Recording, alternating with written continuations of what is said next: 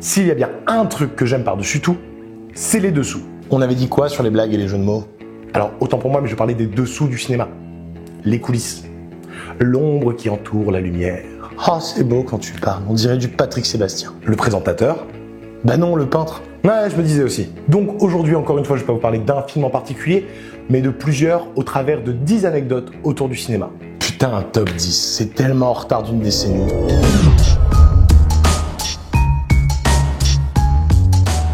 Et pour commencer, on va y aller en douceur avec une comédienne au destin brisé. Ouh, c'est la fête. Dans le film Les Demoiselles de Rochefort, Catherine Deneuve donne la réplique à sa vraie sœur, Françoise d'Orléac. Elles y interprètent donc des jumelles. Né sous le signe des Gémeaux. Sauf qu'après 67, Françoise d'Orléac n'apparaît plus au cinéma. Laisse-moi deviner, dis rien. Elle décède dans un accident de voiture. Oh, je l'avais presque. Après plusieurs tonneaux, sa voiture prend feu et elle n'arrivera malheureusement pas à s'extraire du véhicule. Et si elle était là, c'est qu'elle devait prendre l'avion direction Londres pour la première internationale des Demoiselles de Rochefort. Eh bah, je sens qu'elle va être gaie cette vidéo. Tu passes ton temps à dire que c'est toi qui fais les blagues. Assume. Ouais, mais là, c'est basique, ça manque d'ironie. Ah, tu veux de l'ironie? Bouge pas.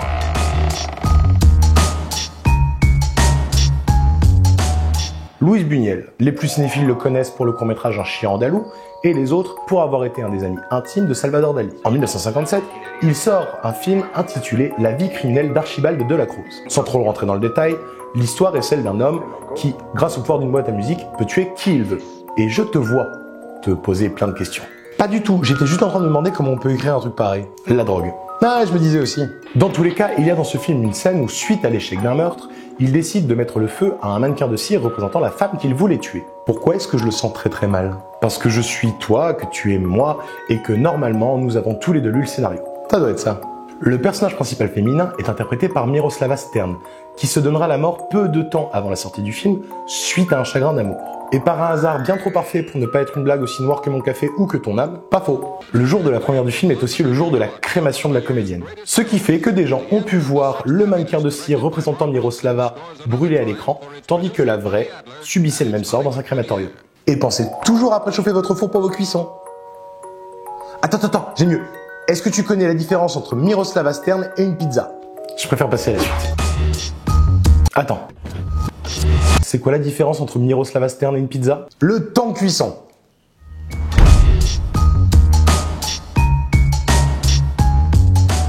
Pour celle-ci, j'en ai deux. Titre.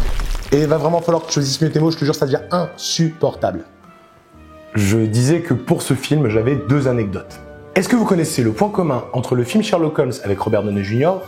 et Harry Potter et l'Ordre du Phénix, le 5e film de la saga Harry Potter? C'est tout gris et britannique. Non, même si je vais pas complètement te donner tort. En vrai, le décor du 221B Baker Street est aussi celui du 12 Square Grimaud, la maison de Sirius Black. Eh bah tu m'en vois ravi. La seconde, cependant, est légèrement teintée d'homophobie. Ouh là là, terrain glissant. Il se trouve que durant la promotion du film de Sherlock Holmes, Robert Downey Jr. Appelle-le Tony Stark, ce sera plus facile pour tout le monde. Tony Stark donc a déclaré que selon lui, le personnage de Sherlock était homosexuel, ce qui n'a pas beaucoup plu à Andrea Plunkett. À l'époque, elle avait déclaré qu'elle se verrait dans l'obligation de retirer les droits d'exploitation d'adaptation de l'œuvre si le thème de l'homosexualité se trouvait dans le prochain film Sherlock. Quelle immonde connasse! Et encore pire quand elle se défend d'être homophobe et de seulement vouloir protéger l'œuvre d'Arthur Conan Doyle. Bien évidemment. Alors effectivement, son défunt mari détenait les droits sur l'exploitation des œuvres de l'auteur. Cependant, la justice n'a jamais reconnu sa légitimité à réclamer des droits sur ses œuvres, puisqu'elle a perdu quelques années auparavant un procès contre les ayants droit directs. Voilà. Et pour en rajouter une couche, à l'époque, Sherlock Holmes était déjà tombé dans le domaine public. Et j'avoue que je me plais à voir cette scène dans le deuxième volet où Sherlock invite Watson à se coucher avec lui comme une petite crotte de nez jetée au visage de la dame. Headshot.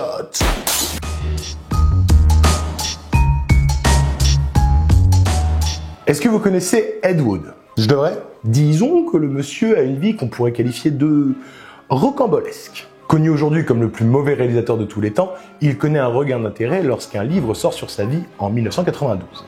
S'en suivra d'ailleurs un biopic réalisé par Tim Burton 2 ans plus tard. Un film dont je vous parlerai d'ailleurs sûrement un jour. Ce film d'ailleurs coûtera la coquette somme de 18 millions de dollars. Retenez bien cette somme d'ailleurs parce que ce sera important pour la fin. Ça peut paraître beaucoup, mais en comparaison, son film précédent, Batman le Défi, en avait coûté 80 millions. Toujours est-il que le film Ed Wood, de Tim Burton, a coûté plus cher que tous les films de Ed Wood, le réalisateur, réunis. Merci, professeur, c'est des trucs.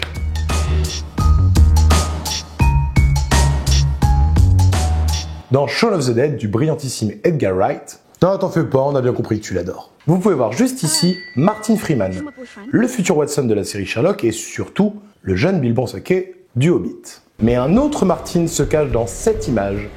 Est-ce que vous saurez le retrouver ?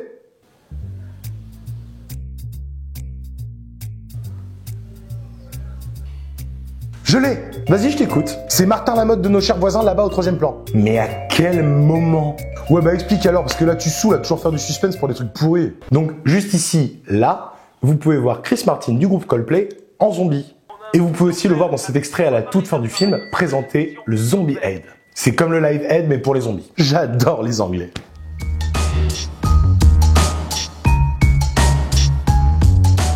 Encore du Edgar Wright cette fois-ci, avec le second film de la trilogie Cornetto, Hot Fuzz.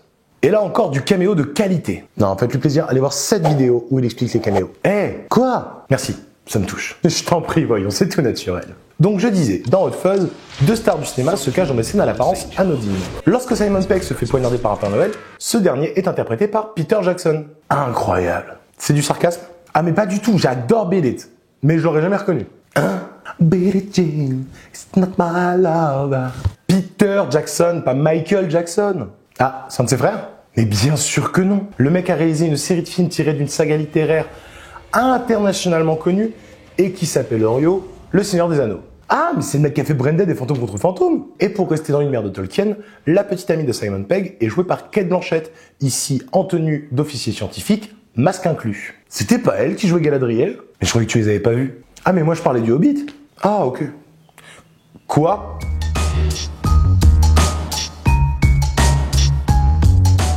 Revenons de notre côté de la Manche avec une histoire qui date un peu, qui est sûrement un peu, beaucoup, très romancée, mais qui pète la classe. Boris Vian est un romancier, slash auteur, slash compositeur, slash interprète, slash critique, slash plein d'autres choses. Passionné de jazz et de culture américaine, le livre qui le rendra célèbre n'est pas signé de son nom, mais de celui de Vernon Sullivan. Et si vous posez la question, oui, c'est un pseudonyme. Il paraît qu'ils boivent ton sang et qu'ils le remplacent par du pipi. Non. Quoi ? Je sais que c'est tentant de citer Karim Debache. Ils nous manquent tous très fort, mais ça fait 8 ans. Passe à autre chose.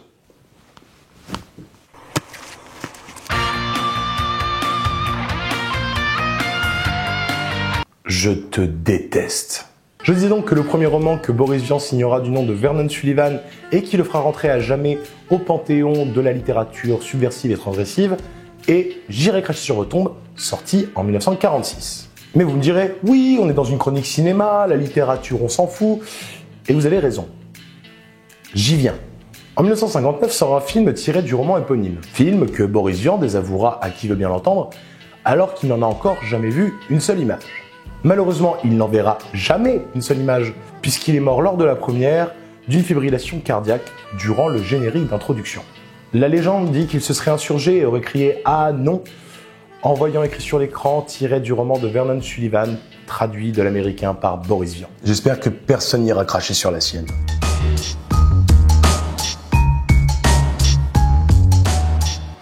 Ah, le Roi Lion. Je suis sûr que vous le connaissez tous par cœur, mais est-ce que vous savez que c'est le seul film Disney où il n'est jamais fait mention d'être humain ?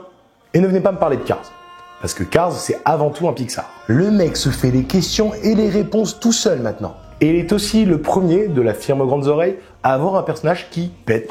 Ce très jeune facochère.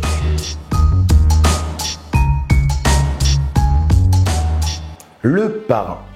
Considéré comme l'un des plus grands films de l'histoire du cinéma, il est l'œuvre conjointe de deux personnes, à savoir Francis Ford Coppola, à qui on doit Apocalypse Now, et Mario Puzo, à qui on doit le livre dont est tiré le film. D'après une interview, Mario Puzo, qui n'avait jamais écrit de scénario avant celui du Parrain, se décida pour l'écriture du 2 à acheter un manuel d'écriture scénaristique afin d'être plus dans les codes du cinéma. L'introduction disait clairement, noir sur blanc, si vous voulez comprendre comment écrire un film, regardez Le Parrain. Le livre a donc fini sur une étagère et Mario Puzo est parti écrire le second volet du Parrain et le premier film Superman. Mieux serait insupportable.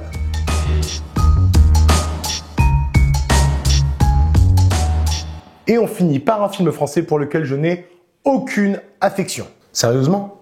Mais la dernière fois, t'as défendu les tuches quand même. Ne pas confondre, mon jeune ami, un film mal aimé pour de mauvaises raisons et un étron fumant lâché sous le nez de tous les gens qui aiment le cinéma. Mais j'ai le même âge que toi! Et je vais vous parler de Qu'est-ce qu'on a fait au bon Dieu. Ah ouais, non mais là je comprends. Lors de la sortie DVD, une grande enseigne discount, Lidl pour ne pas la citer, avait dans ses rayons donc des exemplaires du film. Mais il se trouve qu'en lieu et place du film était gravé sur les disques un documentaire sur la sexualité des quadragénaires. T'as rien à dire à ça? non, je profite seulement de ce petit moment de bonheur que m'offre l'univers. Et voilà, j'espère que ça vous aura plu. Si vous en voulez d'autres, n'hésitez pas à nous le faire savoir en likant et en commentant la vidéo. C'était Déclassé, l'émission qui parle de trucs dont tout le monde se fout, sauf moi, et maintenant vous. Prenez soin de vous et à bientôt!